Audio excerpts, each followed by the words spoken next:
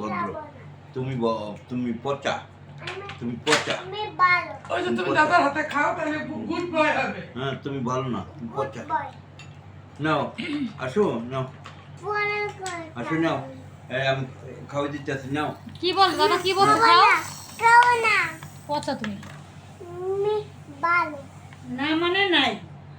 বাবা একটু মেল্ট করে দিয়েন না তো ঠান্ডাটা বেশি লাগে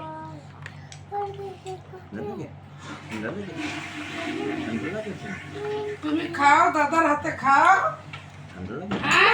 তুমি খাবো না খাও।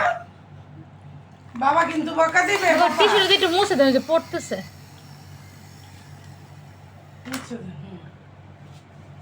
একটু নিচে ওই যে চুলগুলো সরা।